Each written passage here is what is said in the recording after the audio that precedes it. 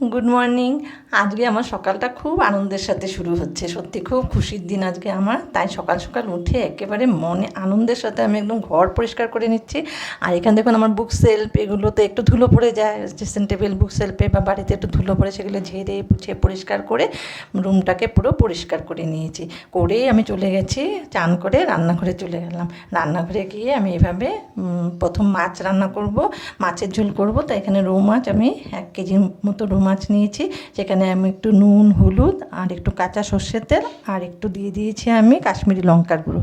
কাশ্মীরি লঙ্কার গুঁড়োটা পুরোটাই অপশনাল, এটা আমি একটু কালার সুন্দর আসার জন্য দিয়েছি। আর এদিকে আমি কড়াই ভালো করে গরম করে নিয়ে কড়াইয়ে তেল দিয়েছি। তেল দেওয়ার পরে তেলটাকে চারপাশে ভালো করে একটু ঘুরিয়ে নিলাম। এরকম করলে তাহলে মাছ কখনো কড়াইয়ে লাগবে না বা মাছ ভাঙবে না। অনেক সময় আমরা মাছ তুলতে গিয়ে মাছ একদম কড়াইয়ের সাথে লেগে যায়, সেই মাছ তুলতে প্রচণ্ড কষ্ট হয়। তাই আমি ওইভাবে করলাম। তো আমার দেখবেন এখন মাছগুলো এভাবে দিয়েছি, মাছগুলো যখন উল্টাবে একটা মাছও আমার ভাঙবে না। দেখুন কি সুন্দর করে মাছগুলো উল্টাতে পারছি। তো এইভাবে আমি আরেক পাশ ভেজে নেব। আর এদিকে আমি মাছ ভাজতে ভাজতেই মশলা করে নিচ্ছি।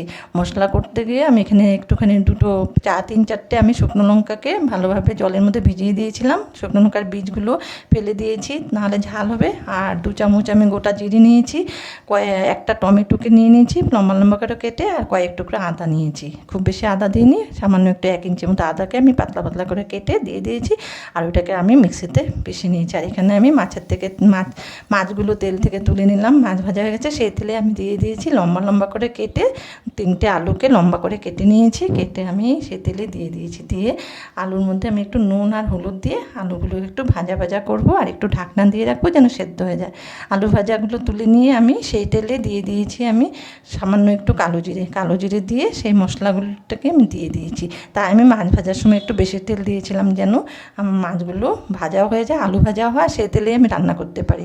তো এই তেলে আমি দেখুন মশলাগুলোকে দিয়ে দিয়েছি, যেগুলো বেটে রেখেছিলাম, দিয়ে একটু ভাজা ভাজা করে নিচ্ছি। আর যেহেতু আমার আজকে খুব আনন্দের সাথে শুরু হয়েছে বলেছি আমার দিন, কেন কি আমার আজকে মেয়ে আসছে বাড়িতে, তাই মেয়ের বেডরুমটাকে পুরো পরিষ্কার করে আমি গুছিয়ে রেখেছি।